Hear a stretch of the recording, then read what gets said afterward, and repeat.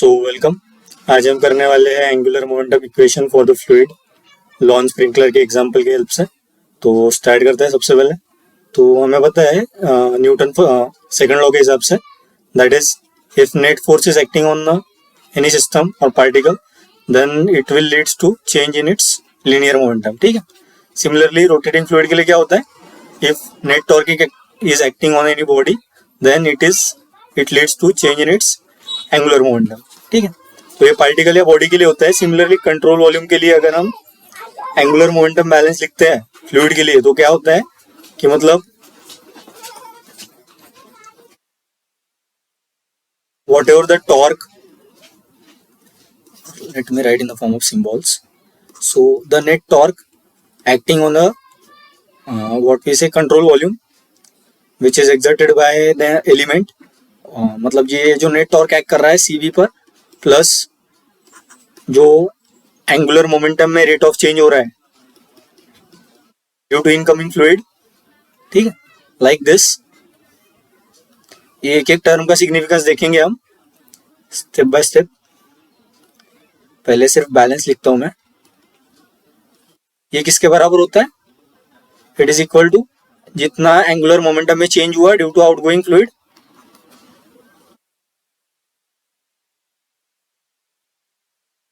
Plus dl/dt CV। ठीक है। तो ये होता है हमारा angular momentum equation for fluid balance. तो क्या होगा, ये जो कंट्रोल वॉल्यूम में जो चेंज होगा एंगुलर मोमेंटम में, ठीक है, तो ये किसकी वजह से होगा, या तो अगर कोई टॉर्क एक्ट कर रहा है कंट्रोल वॉल्यूम पर उसकी वजह से होगा, या तो इनकमिंग फ्लूइड में एंगुलर मोमेंटम में रेट ऑफ चेंज हो रहा है उसकी वजह से होगा, या तो आउटगोइंग फ्लूइड में रेट ऑफ चेंज हो रहा है तो उसकी वजह से होगा। ठीक है। तो ये सारे टर्म की वजह से क्या हो सकता है, कंट्रोल वॉल्यूम का मोमेंटम चेंज हो सकता है। तो हमारा सबसे मेन एम रहेगा पहले स्टेडी स्टेट मतलब जो रोटेटिंग सिस्टम हम देख रहे हैं वो स्टेडी स्टेट में है, तो उनके लिए क्या होगा, एंगुलर मोमेंटम बैलेंस वो चेक करते हैं हम। तो स्टेडी स्टेट के लिए ये वाला टर्म तो जीरो हो जाएगा। ठीक है, तो इसको मिटा देंगे हम। तो बचा क्या हमारा, इतना ही बचा। ठीक है। तो this is our angular momentum balance for steady state rotating element. ठीक है, जहां पर फ्लूइड फ्लो हो रहा है। तो अब हम लॉन स्प्रिंकलर का एग्जांपल लेकर देखेंगे, मतलब जनरल वाला, कि कैसे सॉल्व करते हैं। तो सपोज टॉप व्यू ले रहे हैं हम लॉन स्प्रिंकलर को। अगर आप ऊपर से देखेंगे तो कुछ इस तरीके से दिखेगा, मतलब ये पॉइंट है पिवोट जिसके अबाउट रोटेट हो रहा है। ये कुछ एक आर्म है उसका, ये से सेकंड आर्म है इस तरीके से। ठीक है। तो इसकी लेंथ से है, यहाँ पर है, ये नहीं, इसको कुछ और दे देते हैं। ठीक है, दिस इज से A एंड दिस लेंथ इससे B, और ये जो कोऑर्डिनेट सिस्टम है यहाँ पर फिक्स किया हमने, that is XY, like this. यहाँ पर बना देता हूँ मैं क्लियर, XY Z। ठीक है। और यूनिट वेक्टर तो पता होंगे आपको, XYZ के corresponding, that is IJK, I, J, और क्रॉस प्रोडक्ट का रूल भी पता होगा, दैट इज साइक्लिक वाला। नहीं तो वो जब आएगा तब उसकी बात करेंगे। तो यहाँ पर ये हो जाएगा डिस्टेंस, मतलब ये जो आर्म की लेंथ है वो हो जाएगी। और एक चीज हमेशा ध्यान रखनी है, मतलब ये जो गेट लेवल के प्रॉब्लम आते हैं उसके लिए अगर एग्जैक्ट एनालिसिस करना है तो आपको जो रेडियल वेक्टर कंसीडर करना पड़ेगा। मतलब यहाँ पर जो आर नहीं है क्या, दिस आर, ये जो कंसीडर करना है वो सेंटर से या एग्जिट जो एरिया है ये वहां तक का डिस्टेंस रहना चाहिए रेडियल वेक्टर। ठीक है। तो ये वाली आर्म भी कंसिडरेशन में आनी चाहिए, लेकिन इसकी लेंथ इसके कंपैरिजन में काफी कम है, तो एनालिसिस करते समय हम इसको नेग्लेक्ट कर सकते हैं। ठीक है। तो ये चीज ध्यान में रखनी है। तो हम हमेशा सीधा वाला रेडियल डिस्टेंस ही लेंगे in order to calculate this. तो ये एक चीज ध्यान में रखनी थी आपको। देन कोऑर्डिनेट सिस्टम यहाँ पर फिक्स है सेंटर पे, और सपोज मतलब ये जो पिवोट है इसके नीचे से आ रहा है ना डिस्चार्ज, मतलब कुछ इस तरीके से होता है अगर फ्रंट व्यू देखेंगे तो। ठीक है। मतलब यहाँ से पानी आ रहा है ऐसा ऐसा करके, इधर से यहाँ से बाहर निकल रहा है, इधर साइड से यहाँ से बाहर निकल रहा है। ठीक है। तो यहाँ से फ्लो रेट Q आ रहा है, तो यहाँ से Q/2 बाहर जाएगा, यहाँ से Q/2 बाहर जाएगा अगर इन दोनों का एरिया सेम है तो, ठीक है। तो यहाँ से इस कंसिडरेशन के हिसाब से हमारा क्या आ जाएगा, सपोज Q फ्लो रेट क्या हो रहा है, अंदर आ रहा है, ठीक है। और यहाँ पर तो 2 ही है, मतलब आउटलेट, सपोज n आउटलेट है, तो डिस्चार्ज जो बाहर जाएगा वो कितना जाएगा, अगर सारे आउटलेट का एरिया a है मतलब सेम है तो Q/n, ठीक है। तो that is discharge going out, ठीक है। एंड ये जो यहाँ से फ्लूइड जाएगा बाहर और ये क्या होगा, मतलब ये रोटेट भी हो रहा है, ये जो स्प्रिंकलर है वो रोटेट भी हो रहा है। सपोज फ्लूइड इस तरीके से बाहर जा रहा है लाइक दिस, तो ये स्प्रिंकलर इस तरीके से कुछ रोटेट हो रहा है विथ वेलोसिटी, एंगुलर वेलोसिटी से ओमेगा। तो मतलब ये रोटेट भी हो रहा है और ये बाहर भी जा रहा है फ्लूइड, तो यहाँ पे जो वेलोसिटी होगी वो रिलेटिव वेलोसिटी होगी। तो वो कैसे निकालेंगे, relative velocity at outlet is nothing but equal to Q/n times a, where a is area of outlet. तो यहाँ पर n क्या है, n is number of arms, मतलब जितने आर्म्स होंगे उतने आउटलेट होंगे, और a is area of outlet, ठीक है। तो ये चीज आपको ध्यान में रखनी है। एंड एक और बात, ये जो वेलोसिटी है यहाँ पर, दिस इज एब्सोल्यूट वेलोसिटी। तो absolute velocity can be written as, इसके दो कंपोनेंट लिखेंगे हम, मतलब सपोज कैसा होगा, यहाँ पर ये एक रिलेटिव वेलोसिटी होगी VR, और इधर कुछ टेंजेंशियल वेलोसिटी होगी लाइक दिस। तो ये क्या होगी हमारी absolute velocity from triangle law. इसकी डायरेक्शन कुछ गलत हो गई है,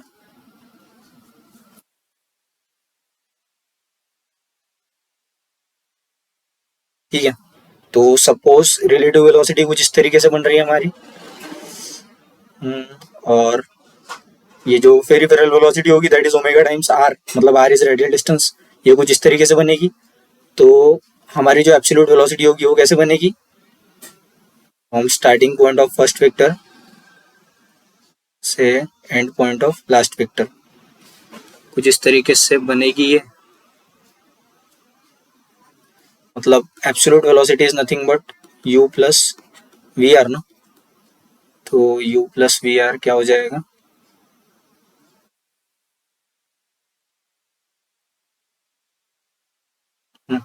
इसको इस तरीके से शिफ्ट कर देंगे तो ये हो जाएगी हमारी absolute velocity from vector law, ठीक है। क्योंकि ये वेक्टर को हम डिस्प्लेस कर सकते हैं, मतलब पैरेलली ऐसे ट्रांसलेट कर सकते हैं। तो ये जो एब्सोल्यूट वेलोसिटी होगी इसको ऐसे भी लिख सकते हैं, और इसको हम ऐसे भी रिजोल्व कर सकते हैं in the two component x y direction में लाइक दिस, ठीक है। तो ये हो जाएगा इसका रेडियल वाला कंपोनेंट, दैट इज VR तो यूज कर लिया है हमने, तो इसके लिए क्या करेंगे, V, तो इसका ये जो कंपोनेंट होगा दैट इज V थीटा बोल देंगे इसको, और इसको VT बोल देंगे, और इसको VX बोल देंगे। सबसे बेटर VX और VY बोलते हैं, समझने में भी इजी जाएगा यहाँ पर। तो it is VX and it is VY।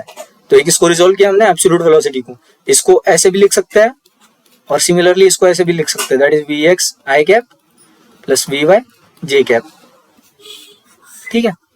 तो ये क्यों बता रहा था मैं आपको, यहाँ पर पता चलेगा, मतलब यहाँ पर VX का कोई काम नहीं होगा, सिर्फ VY काम में आएगी। वो कैसे, मतलब प्रूफ करके दिखाता हूं मैं। ये समझ में आया कैसे लिखते हैं इसको, तो ये चीज होने के बाद हमारे पास बच जाता है, और absolute velocity is sum of tangential plus relative velocity, ये एक दूसरी बात थी। अभी R क्रॉस V करना है हमें,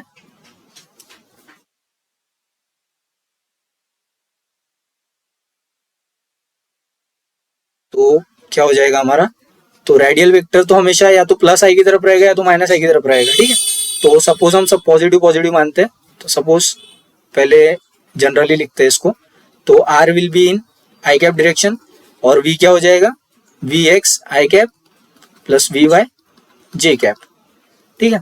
तो R VX I cross I plus R VY I cross J। तो क्रॉस प्रोडक्ट का रूल अभी यहाँ पर काम आएगा हमें किस तरीके से, that is we know that कोई भी दो वेक्टर है उनका क्रॉस प्रोडक्ट करते हैं हम तो क्या आता है, mod a mod b sine theta n cap where theta is angle between them. तो आई क्रॉस आई, आई और आई क्या है, सेम वेक्टर है, तो उन दोनों के बीच में एंगल क्या हो जाएगा, सेम एंगल क्या हो जाएगा, जीरो। ठीक है, दो वेक्टर मतलब एक वेक्टर का उसी के साथ प्रोडक्ट कर रहे हैं हम, तो उसके बीच में क्या एंगल तो जीरो हो जाएगा, तो उसका क्रॉस प्रोडक्ट क्या हो जाएगा, जीरो। तो ये वाला टर्म क्या हो जाएगा, जीरो। तो यहाँ पर क्या आएगा, आर वी वाई, और आई क्रॉस जे की वैल्यू क्या आती है, के। ये कैसे, ये साइक्लिक रूल ध्यान में रखना है आपको, ये वाला आई जे के क्लॉकवाइज मूव करना है। तो आई को जे के साथ क्रॉस करेंगे तो के मिलेगा, जे को के साथ क्रॉस करेंगे तो आई मिलेगा, के को आई के साथ क्रॉस करेंगे तो जे मिलेगा। और अगर यही चीज हम काउंटर क्लॉकवाइज करते हैं तो निगेटिव मिलेगा। ठीक है, तो ये तो 12th में पता होगा आपको, 12th में किया होगा, तो यहाँ पर कुछ नया था नहीं। तो पॉइंट क्या था ये सब करने का, कि ये जो आर क्रॉस वी होता है ना, वो हमेशा वहां पर ये जो वाई कंपोनेंट है, मतलब इस डायरेक्शन में जो एग्जिट करने वाला है, ये वाला एब्सोल्यूट वेलोसिटी का वाई कंपोनेंट, ठीक है, मतलब परपेंडिकुलर टू रेडियल वेक्टर वाला, हमेशा वही कंपोनेंट अकाउंट में लेना है। एक सेकेंड, ठीक है, तो यहाँ पर ये बताने के लिए मैंने ये क्रॉस प्रोडक्ट वाला बताया आपको। वही चीज करेंगे हम सिर्फ वाई डायरेक्शन में, मतलब ये जो आर वेक्टर है उसके परपेंडिकुलर डायरेक्शन में ही एब्सोल्यूट वेलोसिटी का कंपोनेंट निकालेंगे, बाकी चीजें नहीं लेंगे। ठीक है, तो ये क्लियर हो गया आपको, क्या क्या चीजें क्लियर हो गई। जो आउटलेट पे डिस्चार्ज होगा वो कितना होगा, आउटलेट पे रिलेटिव वेलोसिटी होगी वो कैसे निकालेंगे, एन क्या है, ए क्या है, यहाँ पर दो आर में इसलिए एन की वैल्यू 2 आएगी, A is area of outlet and absolute velocity can be written like this. ठीक है, इतना हो गया क्लियर। अभी हम इक्वेशन लिखेंगे हमारा वाला फाइनल वाला, तो और हाँ टी नेट का रहेगा।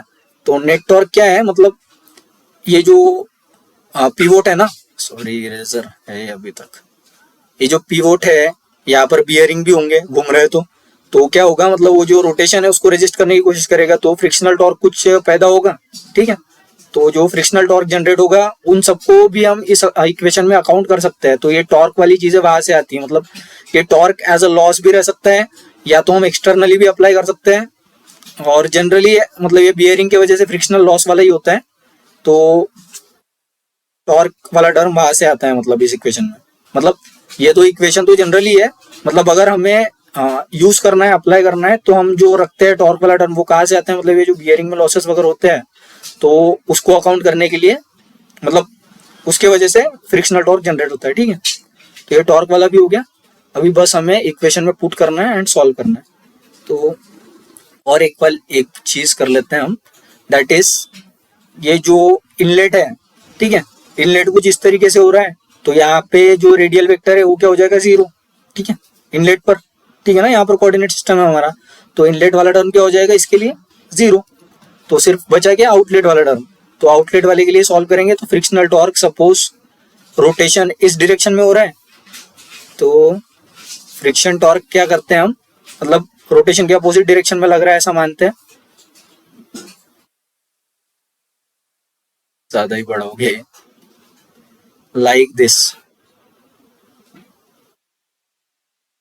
इस तरीके से टी। ठीक है ना, ये इस एक्सिस के अबाउट, यहाँ पर कंजेस्टेड हो जाएगा इसलिए यहाँ पर दिखाया था, ऐसा लग रहा होगा। ये direction right hand thumb rule से क्या आएगी, आपके स्क्रीन की तरफ बाहर आती हुई, मतलब पॉजिटिव जेड, मतलब T is nothing but T k cap, it is equal to, इन वाला टर्म तो जीरो हो गया, बचा गया आउट, तो आउट में कितने टर्म है, दो। ठीक है, तो यहाँ पर क्या हो जाएगा, m dot, suppose this is 1 this is 2, तो m dot 1 times v r 1, sorry R1 cross V1 और VY1, वाई कंपोनेंट ही लेना है ना एब्सोल्यूट वेलोसिटी का। सिमिलरली यहाँ पर m dot 2 R2 VY2, similarly अभी एब्सोल्यूट वेलोसिटी का y कंपोनेंट कैसे निकालेंगे। ठीक है, तो ये इक्वेशन पता था हमें एब्सोल्यूट वेलोसिटी का, it is u plus VR, तो ये वेक्टर इक्वेशन है, तो इसको हम ऐसे भी लिख सकते हैं, vx is equal to ux plus VR। And v y is equal to u y plus v r. Proper algebraic sign put करना पड़ेगा बस, ये एक्स डायरेक्शन में, ये वाई डायरेक्शन में, ठीक है। तो हमें वाई डायरेक्शन में हम इंटरेस्टेड है, तो वाई डायरेक्शन के लिए लिखेंगे हम, कैसे आ जाएगा ये। और क्या हो रहा है, ये रोटेशन जो हो रहा है वो इस तरीके से हो रहा है, मतलब ये जो ओमेगा इंटू ए इधर लगेगा, सिमिलरली ये ओमेगा इंटू बी, ठीक है। और ये जो रिलेटिव वेलोसिटी है, सपोज ये थीटा एंगल बना रही है वाई एक्सिस के साथ, लाइक दिस, तो इसका ये जो इस डायरेक्शन में कंपोनेंट हो जाएगा, it will be v r times cos theta. Similarly this is also v r times cos theta, ठीक है। तो और रोटेशन इस डायरेक्शन में हो रहा है, तो मतलब ये वाली वेलोसिटी डोमिनेट होना चाहिए, मतलब omega a v r cos theta से ज्यादा होना चाहिए और omega b v r cos theta से ज्यादा होना चाहिए, ठीक है ना। सिंपल सी बात है, इधर घूम रहा है तो ये क्या हो जाएगा, ये जो वन की जो वी वाई वन हो जाएगा, v y one will be equal to omega a minus we r cos of theta, और इसकी डायरेक्शन क्या हो जाएगी, ऊपर, that is j cap. Similarly v y two will be equal to omega b minus we r cos theta, और इसकी direction क्या हो जाएगी, माइनस जे कैप, नीचे नेट ना, बिकॉज ये ज्यादा मतलब बड़ा होना चाहिए, इधर साइड घूमना है तो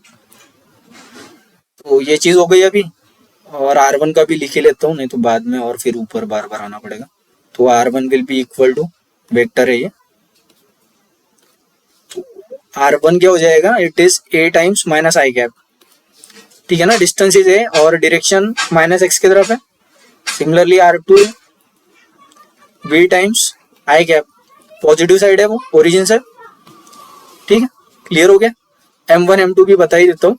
तो M1 is nothing but mass flow rate हमें पता है, it is rho times q, तो it is m dot one will be rho times q1, m dot two will be rho times q2, ठीक है। तो रो q1 हो गया, रो q2 हो गया, तो मास फ्लो रेट भी हो गया। अब ये सारी चीजें हो गई इसमें की, अब जस्ट वैल्यू रखना है, आंसर निकालना है। तो ये क्या हो जाएगा, t k cap is equal to m dot is nothing but rho times q1 is q by n, ठीक है ना, ऊपर निकाला है हमने, ठीक है।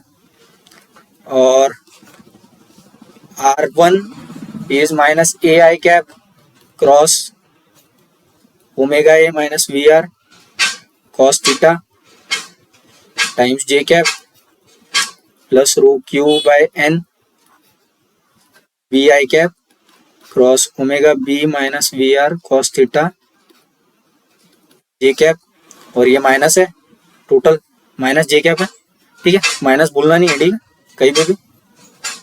Then finally it is T k cap rho q n, common i cross j is nothing but k, तो ये क्या आ जाएगा, minus a omega a minus we are is nothing but q by n a cos of theta,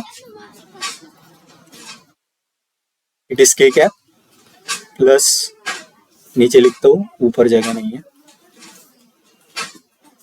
plus rho q by n minus, मतलब i cross minus j is minus के, तो it is minus b omega b minus we are is q by n a times cos theta k cap, ठीक है। अब बस दोनों को add करना है, या तो के कैंसिल कर दो, कोई नहीं, मतलब वो एक ही बता रहे कि और कोई कंपोनेंट नहीं है, टॉर्क सिर्फ जेड डायरेक्शन की तरफ एक्ट कर रहा है, ठीक है। तो टी की वैल्यू आ जाएगी रो क्यू बाय एन,